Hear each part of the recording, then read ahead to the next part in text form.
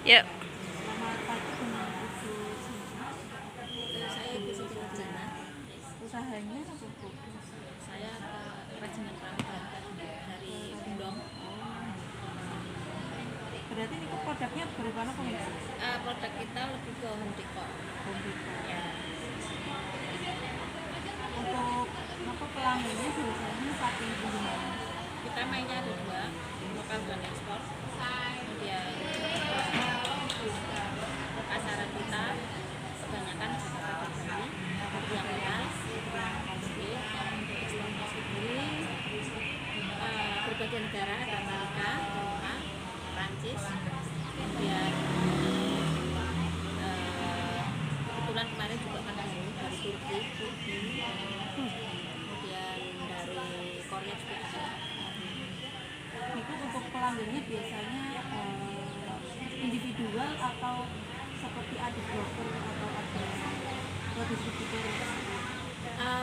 Kalau untuk yang lokal biasanya lebih ke apa ya? Dia itu ada toko gitu. Oh, toko Ya. sebagai supplier. Ya. Ya. Kalau untuk yang Bali dia sendiri ya kayak galeri gitu, dan dia ambil pelanggannya banyak yang beli karena kan Bali juga Iya. di wisatanya gitu. Berarti untuk spesifikasi untuk secara personalnya dia ya. Ya, kalau untuk yang di Bali ya, tapi kalau untuk yang di lokal Jakarta itu lebih ke apa ya, tanaman gitu, jadi pot-pot, nanti masih dikombinasikan lagi gitu.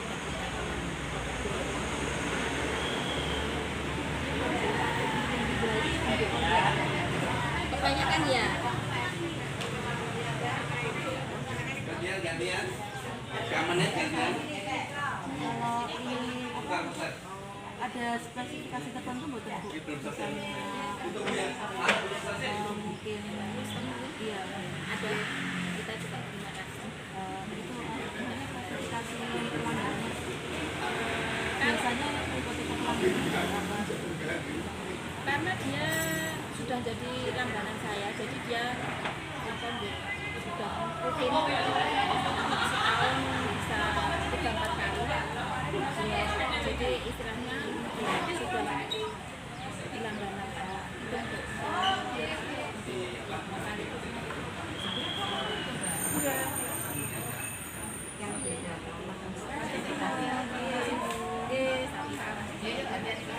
Perkenalkan, nama saya Kiki. Di sini saya akan menjelaskan tentang ciri-ciri pelanggan di dunia reseller. Jadi biasanya reseller itu dia sangat butuh sekali dengan konten yang menarik supaya ketika dia ingin mempromokan produk penjual itu dia lebih mudah. Kemudian yang kedua itu dia juga butuh keterangan produk yang jelas supaya ketika ditanya calon pembeli itu dia bisa menjawab. Yang ketiga, dia juga sangat mempertimbangkan marginnya berapa dari penjualan yang akan dia dapatkan. Biasanya semakin marginnya semakin banyak itu dia lebih semakin tertarik gitu. Kemudian dia juga ketika ingin bekerja sama dengan penjual itu dia juga akan memilih penjual yang ramah, sabar, yang bisa untuk diajak kerjasama. Seperti itu. Mungkin itu saja. Di daerah mana aja Mbak jadi untuk reseller? Kebetulan untuk saya itu lebih fokus ke Jawa, Sumatera, kemudian Kalimantan.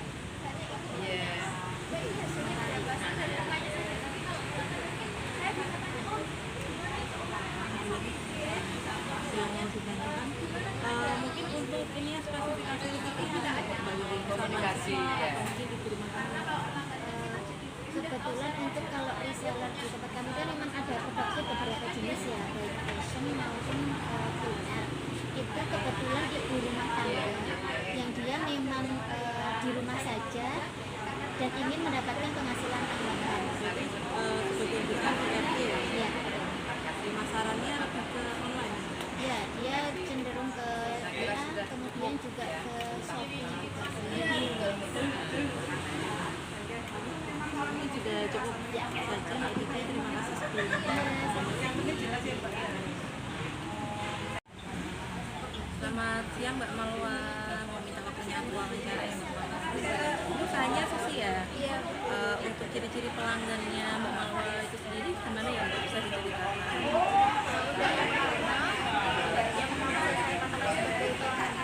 Karena dia sering beli atau melakukan pembeli order itu saya akan foto ulang. Jadi mungkin kalau misalnya sekedar pembeli 1-2 kali gitu, oh ya udah itu sekedar pembeli biasa aja. Tapi kalau untuk yang dia setiap beli ya misalkan setiap pembelinya beli gitu ya, itu saya katakan sebagai pelanggan. Jadi yang pertama itu adalah melakukan repeat order. Untuk yang kedua dia sering menanyakan produk. Misalnya contohnya, Mbak ini barang ini ready atau tidak, makanan ini ready atau tidak. Atau misalnya karena saya jualannya itu setiap hari Minggu di stasiun Suramadu itu kadang-kadang menanyakan, Mbak hari ini jualan tidak ya? Jadi ada proses komunikasi antara pelanggan dan juga penjual.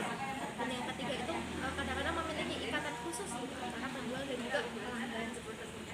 Nah itu misalnya contohnya kalau kita dalam berkomunikasi kalau sama pembeli biasa mungkin cuma sekedar, Mbak ini harganya berapa, Mbak ini satunya variannya apa saja gitu. Tapi kalau untuk pelanggan karena dia udah sering beli gitu ya, kadang-kadang kita nggak cuma sekedar ngomongin tentang produk gitu, tapi ngomongin tentang diri.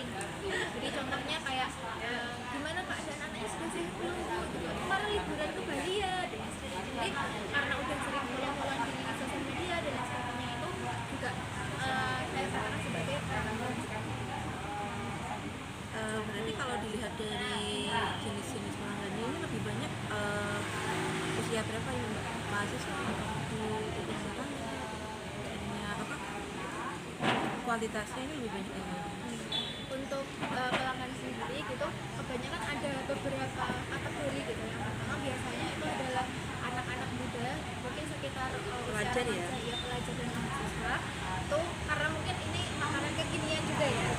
Untuk selanjutnya yang kedua itu biasanya ibu-ibu muda, biasanya karena punya anak kecil gitu kayak ini anak mukanya suka dan lain sebagainya. Kalau untuk bagi orang tua kan kayaknya nori itu agak amis gitu ya, atau misalnya di situ kayak takutnya itu nggak matang-matang. Padahal kita sudah menyesuaikan dengan lidah orang kebanyakan ini adalah kalian yang Berarti untuk pemasarannya area Bantul ya Mbak? Iya. Atau ada yang di luar Bantul?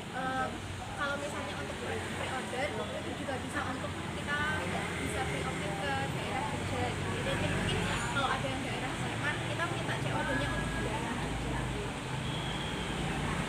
Yang Ridi di stadionnya berarti di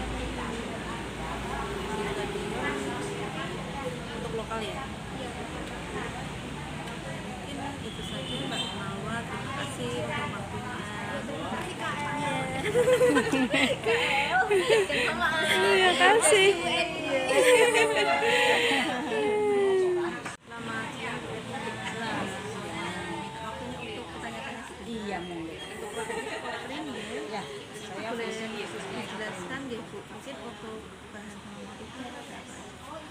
kalau ekoprint itu yang bisa dibedakan terutama dari harga itu dari jenis bahannya. Jadi misalnya kain, tentunya kain katun dengan kain sutra itu sudah berbeda. Sehingga memang dalam fashion ekoprint ini saya mempunyai beberapa segmen pasar. Iya. Untuk yang anak-anak muda, jadi yang mahasiswa itu biasanya saya buat ekoprint seperti kaos, kemudian topi, kemudian tas kanvas seperti itu. Tapi semua ekoprint dengan pewarna alami. Kemudian untuk segmentasi ibu-ibu yang produktif atau ibu-ibu bekerja 25 sampai 55 lah. Itu biasanya saya buat itu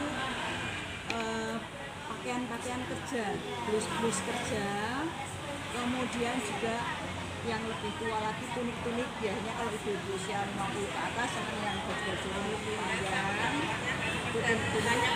kemudian juga tas-tas kaki yang bahan dari kulit, tas, sepatu, kulit seperti yang saya pakai ini. Tapi tetap itu ekoprint. Kemudian saya juga membuat untuk segmentasi bapak-bapak.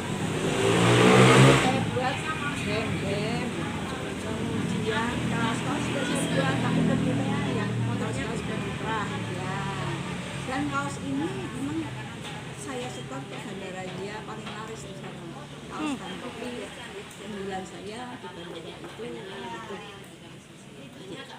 Berarti untuk customernya lebih paling banyak dari daerah luar Jogja atau dari Customernya acak karena kita kebetulan juga punya komunitas namanya IT, Asosiasi Entrepreneur Indonesia itu seluruh Indonesia. Jadi memang kalau lewat medsos itu kan kita bisa menjangkau di seluruh Indonesia. Ya. Nah, tetapi saya memang saat ini paling banyak itu pameran-pameran sehingga itu yang termasuk offline ya. Kalau pameran ini saya pameran ke Bali, kemudian awal Mei saya ke Jakarta, jadi seperti itu. Tapi dampak setelah pameran itu yang saya rasakan, mungkin pas pameran ya terbatas pembeliannya, tapi setelah itu order itu mulai berdatangan. Saya memanfaatkan itu. Jadi baik online maupun offline masih tetap saya jalani untuk mengembangkan bisnis ini. Jadi untuk customernya ada yang person sama institusi juga nih Pak? Ya, institusi seperti Istirahat Belakang di UNY itu juga mesti saya yang membuat UAD, kemudian UI, dan instansi-instansi yang lain seperti mungkin Bank Mandiri, itu sering ataupun kelompok-kelompok PKK itu ya tidak hanya membuat seragam di mana-mana, saya sering mengajarkan cara membuat itu print. Kita di sana latihan itu print, latihan itu. Selain menjual produk ada menjual jasa juga Ya. Dan memang saya tidak takut bahwa keahlian membuat print itu saya tularkan tidak akan mengurangi pelanggan saya, karena memang semua itu rezeki sudah jadi ya. Meskipun sini ada semua bisa print, tapi tetap masing-masing punya banyak masing-masing. Malah mungkin tambahan ngapun. Terima kasih Bu Retna atas waktunya. Semoga semakin sukses.